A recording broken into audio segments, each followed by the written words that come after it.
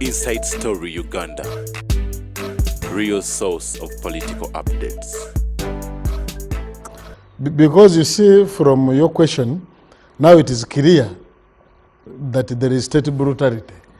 How do we marshal up to really verse the state brutality? No, legally, for instance. Because, you see, I want first to get our point of contention. It is our constant opinion that security has no business in the electoral process, only with the exception if invited by the Electoral Commission. That has been our contention. The framers of the law... But the reality is different. The framers of the law, as it were, they realized that security will be needed at a polling station. And they made a provision where the Electoral Commission will appoint an election constable to be at a polling station. The other circumstances, for instance, like as we're operating now, the Electoral Commission has accredited members of our party for each parish. And whenever we're in this process, they provide to us lists of their officials who are in charge of those particular areas. Meaning that in case there is anything which need to be dealt with or resolved, it is very simple for us to reach out to them. In case in their view they think our supporters on either side actually are misbehaving, they would reach out to us or they would reach out to the other contenders in this process. That's how we used to manage, and there would be no issue.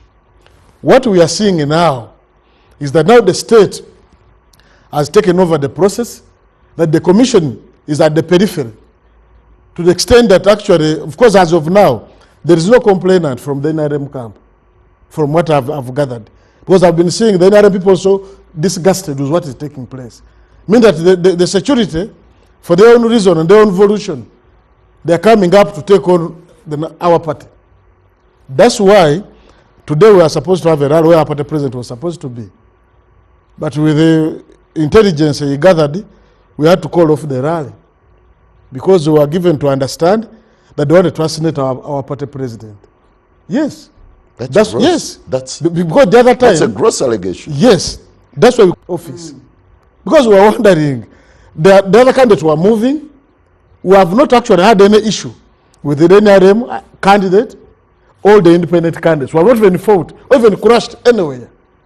So on what intelligence were the security apparatus now coming to our... Do you feel a bit of relief now that the Electoral Commission has given you assurance? Of course. Yes. Of course, for us as a political organization, we knew that as leaders we had the duty to go and tell the commission that actually the law as is, you are in charge of the process.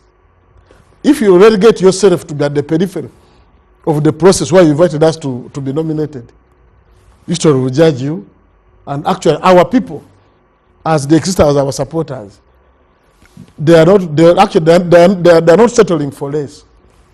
They are saying they have votes, they are going to vote, they will vote for Narukola and stay at a polling station to guard their votes. That's why in other by-elections, the security has been trying to beat up people who have phones, even to record the results at polling stations. Today we had a discussion with the Electoral Commission. They said, since the results are declared at a polling station, it is lawful to take a photo of what is taking place at a polling station. You understand?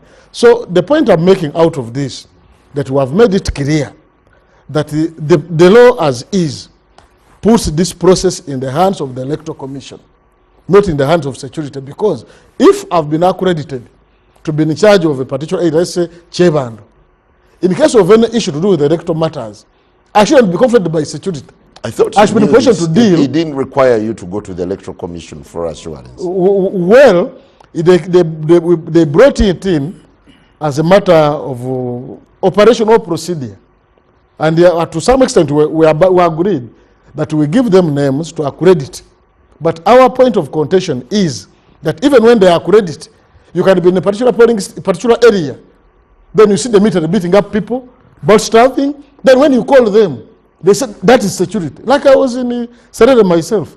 We had a polling station. When they had the mark, the chairman was there. So, but what is taking place? They said, hey, stop. But you said at the end of the day, then he said, I've provided another ballot box so that people start voting. Then in the evening, they don't validate those results. Because what they attack a polling station, mark ballot papers, and then add on those which were already inside. Then they say that, no, to us, it is the returning officer who has powers to invalidate those results. But since he has not, they must form part of the tally.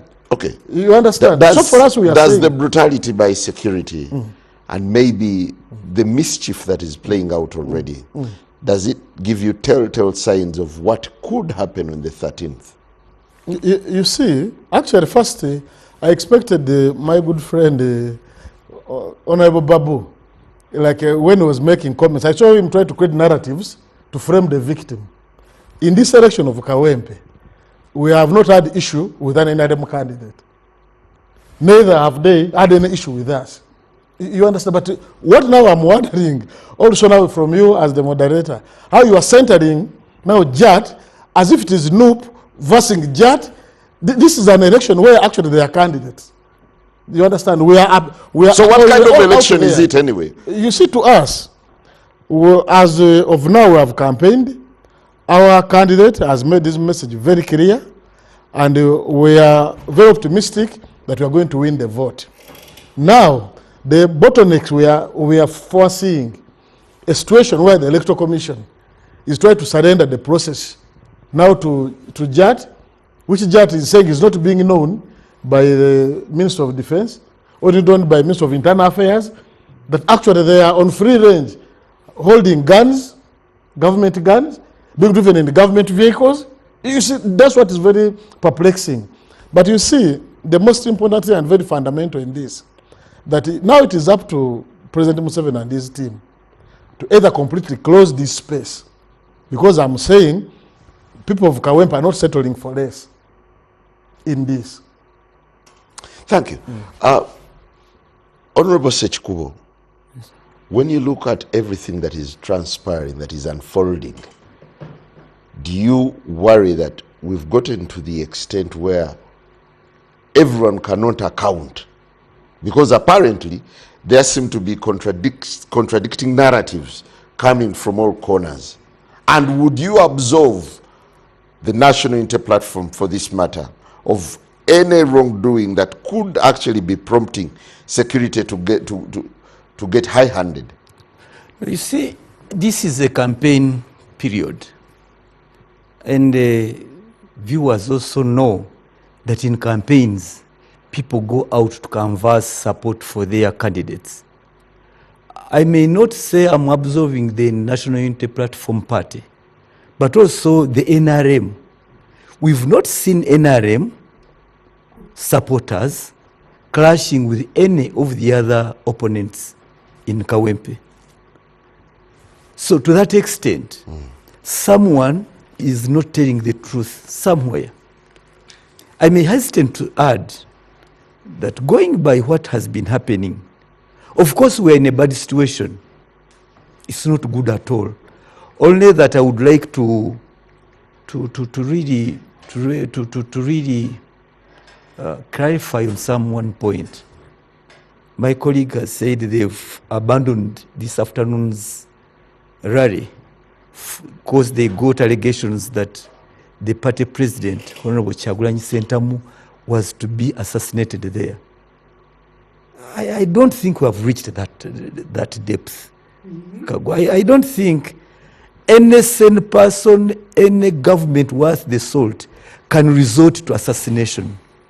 What we are seeing is the brutalization. Because what is assassination? It can result into fatalities, but for whoever are planning that, to think they can take this country forward by killing an opposition leader, I think that is, I think that intelligence or information was a bit exaggerated. Yes, things are bad, I must say. No, things are bad, but I doubt whether any sane person can kill, can assassinate a party president. So to me, I think what we can agree together here is that things are bad. Can't we salvage the situation? Now, when it comes to everybody disowning these faceless, hooded JAT operatives and say they don't know, it brings into mind what used to transpire in the 1980s during the Obote government, where there used to be a very catching word, uncoordinated movement of troops. Until July 1985, when those uncoordinated movement of troops led to the downfall of the government of the then President Milton Obote. So to me, it's not a wise excuse to say that nobody is aware, nobody took charge of those masked, hooded operatives. Can you imagine putting on hoods? Can you imagine putting on masks, hiding their faces, but with very lethal weapons, ready to shoot, ready to kill? So to me, I think as a country, we shouldn't take that route. Someone must be held to account. No, And number two, and the last to that, when we see this happening after the 40 years, and unfortunately, are we in charge? And this is the question I asked the Minister of Internal Affairs this afternoon. Are we in charge of this? Who is in charge of this country? And the earlier we answer that question, the better, not for the opposition, but also for the NRMs. It's not that we are doing the people of Kawempe North a favor. No. NRM says no. the current situation is giving the opposition an advantage. Indeed. Our people are Indeed, I but would encourage my brother But- to pass via Mulago. no, you are And you're some right. people have been butchered. I'm not saying it's not true. And this is why I'm saying that this is a distort. This is the lowest one could ever imagine. And Kagwa, this seat we are talking about, it shouldn't be a matter of do or die. Because the late Honorable Segirinya was a member of the opposition. What NRM is trying to do this time around is to go for those areas where we lost to see how we can bring back on board our supporters. Because once upon a time, NRM used to dominate Kampala. And how did we come to lose Kampala is the question. So would we be using this opportunity to try to mend fences with our people? But what is happening now, as it is distancing people away from the party. And really, that one is most hurting. There is a sense that security has been the most defining sentiment that is going to guide this election. Do you agree? Of course, what I'm seeing it on two ways. The security which is undefined, which is unaccounted for, is there, and nobody is arresting them, and nobody is calling them to order. And I'm also seeing the people, like the recent TikToks we've been watching, people also galvanizing themselves and radicalizing the people, the population. So my worry is the two, there is bound to be a clash. And to me, who belongs to the party, I should allow the party to canvass for the support amongst the people, not the security. This is what the president condemned in his first statements. Thank you. Honorable Miria, by the look of things, does it appear to you that now it is Narukola versus the state? And does it take away all the other candidates who are in the race? First of all, for me, I want to begin by saying, but by the way, for me, elections in Uganda are meaningless to me. And in fact, that's why if I had power, I would stop elections so that the big people continue until God sends them away. Because these elections, me as a senior citizen, a mother and a grandmother, when I see the young people, the way they are tortured, the way they die, some we don't know. Since the elections of 2021, that chaos, the NUPUs, supporters, how they suffered, some of them disappeared, some of them maybe are somewhere still in prison, all those things. And you see them happening now. By the way, when you see me talk, I talk from, you know, a lived experience. I spent 20 years in politics of this country. I used to go and contest. There were elections, democratically elected. We used to be with our opponents. I never even saw any policeman. I used to be chief campaigner for the president, Western region and all that kind of thing. And I never saw police or military coming to deal with us in elections. I go in countries by the observe elections like Kenya, Liberia, where South Africa, I tell you, you see people voting, you never see any police, you never see any chaos, you never see all these things. But now, since Museveni 2, you know, the second Museveni government, you know, we used to say Obote 1 and Obote 2. In Museveni's government, there was Museveni 1 up to 2006. Where did he go? From 2006, I'm talking of, don't look at me as if you are ignorant.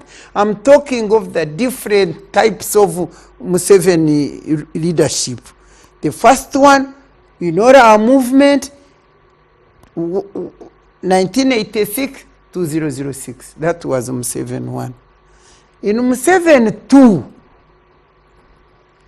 with the introduction of the multi-party dispensation, that's when all this chaos, all the dying, all the suffering of the people came, and at every stage it is getting worse and worse and worse and worse.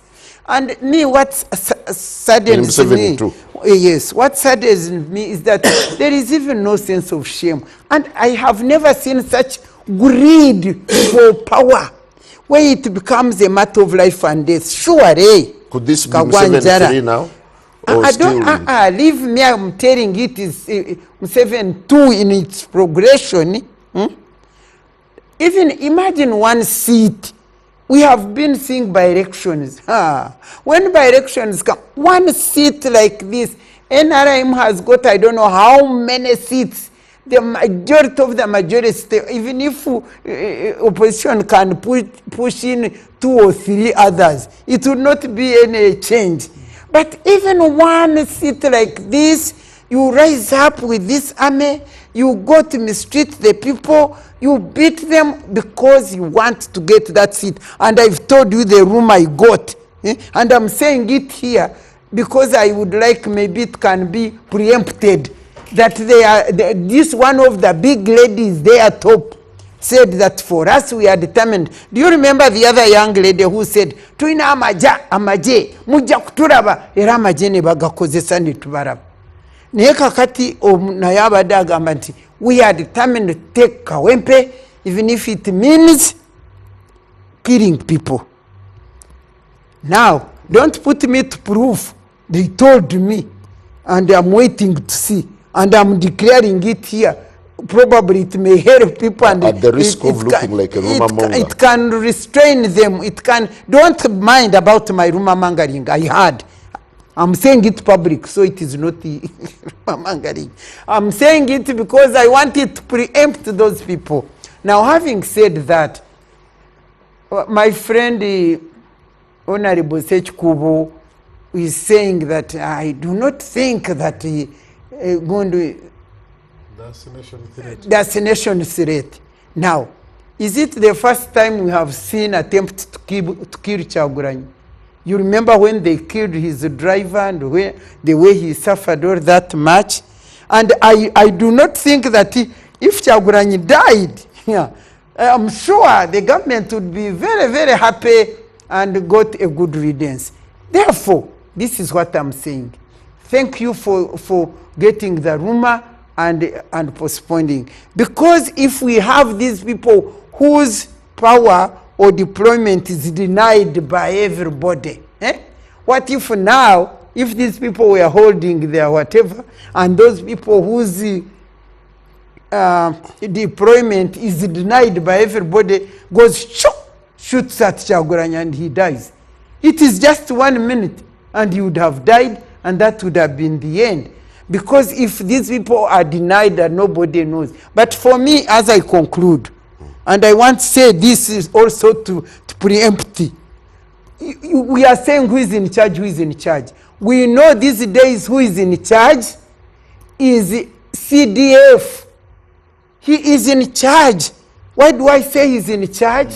He's been saying all these things. He's been saying we kill Besigye and bury him. He's been saying we shall shoot you if you are with the NUP uniform. He has been saying terrible things here, calling parliamentarians crowns and idiots, and he even went to the extent of mobilizing his Pirau group and PLU, and they demonstrated, and police allowed them to demonstrate. I don't know demonstrating on what was the subject of demonstration. If he was saying that parliament is corrupt, the people who were holding the banner, the member of parliament holding the banner is the one who has been charged for corruption in court, but here is the one holding the banner leading the demonstration. And yet, when a few women rose up for a cause of being sympathetic with our sister Winnie Byanyima, because one of our husbands was tortured and almost dying in prison, and just a few women came up and put banners and said, please release our husband. I saw them being stripped naked, being thrown into vans and taken to police, and I'm sure they are still there. I don't think they have released. But the whole group rally marched to the people of PLU demonstrating. Nobody touches them, nobody does what. So who is in charge? Maybe he's the one who is releasing these anti-terrorist people. Maybe he's the one. Let them come out and talk. Now I'm challenging this government. They cannot say that they don't know. We are not fools, we are not stupid. Let them come out. If it is not CDF who is doing it. Thank you. Honorable Paul Mwiru, with the stakes now becoming more and more defined, as security comes to define the forthcoming by-election, do you think other issues can be rested and then you confront the security nightmare? Well, as I said earlier, I want first to correct the impression created by my good friend Honorable Sechkubo. Intelligence is garbage collection. You understand? And I want to allay your fears. We have the capacity to discern truth from what is wrong. That's why we thought that because we love this country, that's how we had called off until we get an assurance, as we made the commission and they gave us the assurance. So we are resuming. NAPREP is going to come. But two, and most important, you see, I want to state it again, that in the electoral process of this nature, there is no way, be it police, be it the army, be it judge or a security organization, can come into this process when it's not invited by the electoral commission. That's why we had gone an extra step to say that appoint leaders from either side. Even as I talk now, the NRM people have been accredited, the independents have been, and then people have been accredited for every particular parish, meaning that we are going to be in touch with the electoral commission. We are even going an extra mile to say that, okay, if security is involved in terms of police, can we know the responsible officers of police per every parish? That in case of anything, we reach out to them. But what actually happens in these by-elections, that the security you dealt with in terms of police, they disappear, the commission disappear, and they unleash you to those people. I've seen the comments where the Minister of Security is trying to justify what is taking place. But what we want to say, we are law-abiding citizens. And this narrative, which I saw many people creating, you see, we are victims. Like I had my brother, she could have asked him that, can you absolve NUP of any wrongdoing? And he said, you see, you cannot absolve us of any wrongdoing. First, they attacked at our headquarters, our party headquarters, because I expected it to come out clearly that one you got me wrong. Yes. I Maybe said, you can I say it said again. neither NRM or NUP can be held to blame because we've not seen NRM attacking okay, NUP, thank you. and we've I not think- seen NUP doing it. But the confrontation with this Security. hooded group. I think I'd got you wrong. Because you see, in this particular process, we are not debating that you see the NRM people went and confronted the National Unity Platform. No. That's not what we are debating. We're actually debating that an alien organization, which has no role to play in an electoral process, actually is taking center stage. To what extent would you say that the current state of affairs is giving your candidate some bit of leverage over other players? Actually, to me, those arguments are very pedestrian. I've heard many people say that, you see, whenever the elections which are rigged, people say that when the president is not rigged, would have won. Then people say that, you see, when they go and maim your people, they brutalize you, you get sympathy. Would you? I don't want them to really to go to that level. That when they beat up our people, you see, we get votes. The ratings go. How? The ratings go. Okay, assuming, why didn't they go and beat up the NRM candidate so their ratings go up? You understand? Because for us, we don't invite for it. Let them go and beat up the NRM candidate and their people so their ratings go up. Why us? You understand? Okay. To me, I actually have... In the heat of this exercise, you would imagine that by now, NUP would be reaching out to your colleagues in the opposition to galvanize support to ensure that your candidate is stronger. What explains the mutiness on this front? Actually, that is also imaginary. I've seen what you ran on the screen. I don't know whether it's the English, I don't know. The show opposition in disarray. Yes. You see, disarray, it means a state of confusion. Yes. I don't know where you get it, or it is in your head. Here is the disarray. Is it in The your DP heads? is fronting their own candidate. FDC is fielding their own candidate. PPP is having their own candidate. The list goes on. But Doesn't that amount to a disarray? I think you need to be fair to us. DP has a memorandum of understanding with NRM. True, false? True.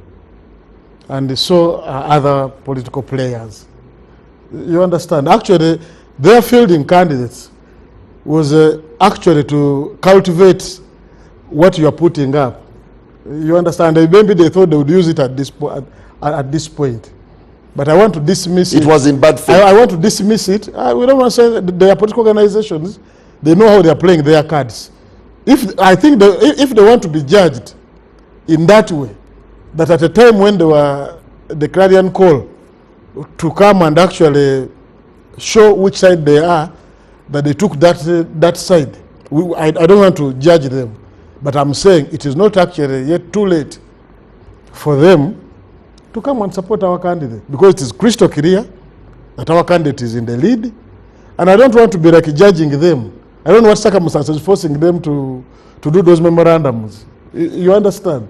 Okay, as someone who has been through by-elections, does the absence of other players on the opposition side speak volumes?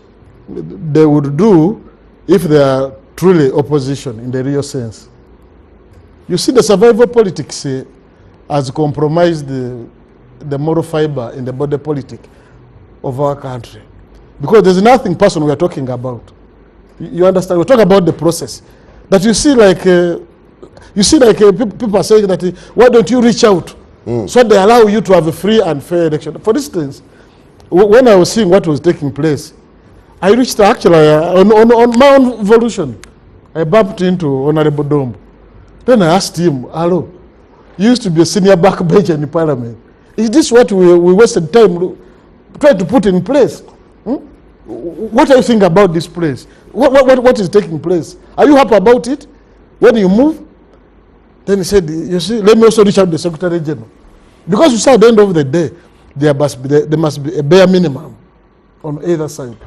Because this country is bigger than all of us. That's why, by the way, by reaching out to the Electoral Commission, it's not that we are weaklings. We would have organized it, because already we are looking at it. We did scenario building and said, in this situation, if we gather intelligence about what may happen to our president and we just go, won't this affect the country? Would this affect us? Then two, these issues which are taking place, don't we need to go to the Electoral Commission? So they reassure us. For instance, they told us that you have called off on the last day of your campaign, call off, because the president will be in Kawempe. We said, but there's a program where clearly it had been approved by all sides. But as the president is going to be in a different place, will be in a different place. And interestingly, the commissioner in charge of Uganda, Dr. Simba, said, but you see, they also didn't understand how they would force us to call off. He said, but I'm in charge of Uganda. It doesn't make sense to me. And said, because the people are saying that, you see the president, is the president, he needs to be around because of his security. Even, these days when he's moving, I don't know that they have ever blocked, I've never blocked, I think, a road. I think maybe when maybe he wakes up and his baby's going for a shower, they can block a road. Then he went a job. For another, people asking, what is taking place. You understand? Then they told us if that can happen. For me, I was not surprised. But they can say nobody should be in Kawempe. Because now here in Kampala, they can block a road from here, Kubili. Then they say, where's the president? They said the baby has woken up. 2 hours. They're going to take tea. You are on the job. You don't know what is taking place. So we realized that maybe with what is actually coming up, the president is unsafe of his own people. You understand? Yes. That he need that type of security to secure the entire Kawempe. But also too, I was in Arua. When we were in a hotel, they kept on telling us, they have finished a plan to finish you. What my brother said, when I was in Arua for Cassiano's by-election, we kept on saying, but how? Can they come for us in the hotel? Almost finished. Yeah, they almost finished us. Because we kept on saying, but can these people be unreasonable to that extent? No, we kept on doubting. As we were there, they surrounded our hotel. You understand? When we kept on asking, I called the Commissioner Tashovia by then. I said, we have been arrested with a candidate. He said, it's not possible. It was also you not to believe that can happen. And it happened. Well, so what exactly we are saying, that we're actually not asking for much. We are saying we have the capacity to relate with the Electoral Commission, the main stakeholder in this process, and we have a free and fair election in Kawempe. Honorable Sechukubo, as we take a break, I'll give you just a couple of minutes. Don't you find it rather odd? Because historically, by-elections have attracted opposition unity. You see the opposition standing as one. This time, everyone is encamped differently. What does this speak that narrative You say, to me, Mr. Kagwanjala, yes, there have been instances where the opposition have been coalescing behind a single candidate for their own reasons. And to us, NRM, there has also been those moments where the independent candidates, but NRM leaning, have been putting together their support to the official NRM candidate. Now, to me, those are internal party dynamics. So it doesn't matter whether this time round NUP is going it alone. It doesn't matter. It doesn't matter to me. What is most important to me is for there to be good space for parties, because all these are registered parties. If they have strong reasons for them to field independent and their own candidates, let them be. But as government, as the state, it is the duty, not even a favor, to allow a free and fair exercise. Yeah, but this is not peculiar to the opposition alone. Even in NRM today, as we speak, there are two NRMs who are standing. Of course, we know that one, Miss Kaladi and Miss Nambi, they are all NRM, but the official flag bearer is Nambi. And this is happening in NRM.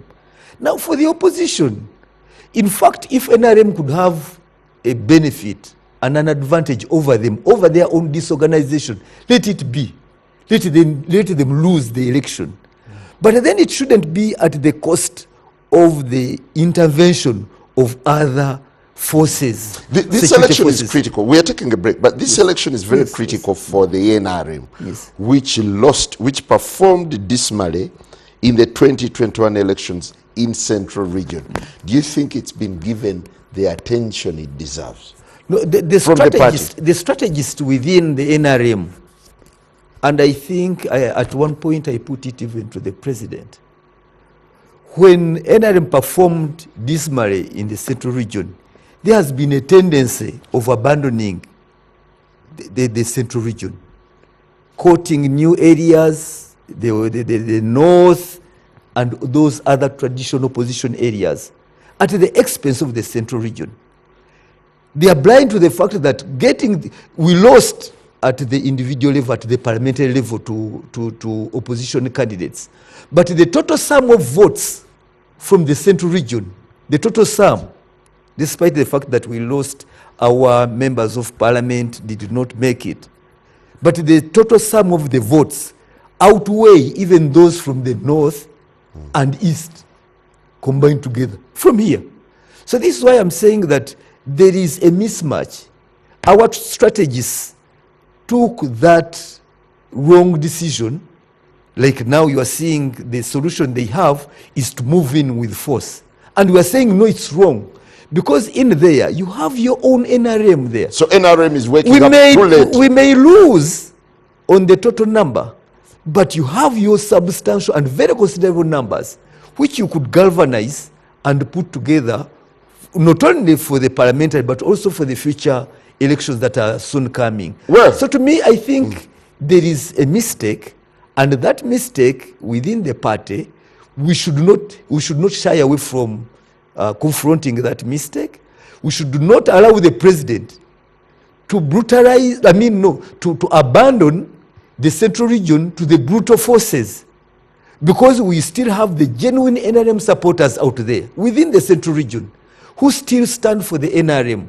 And now the way we've come in, it threatens to alienate us from our voters. Thank you. We'll take a very short break, and we'll be running the last lap. But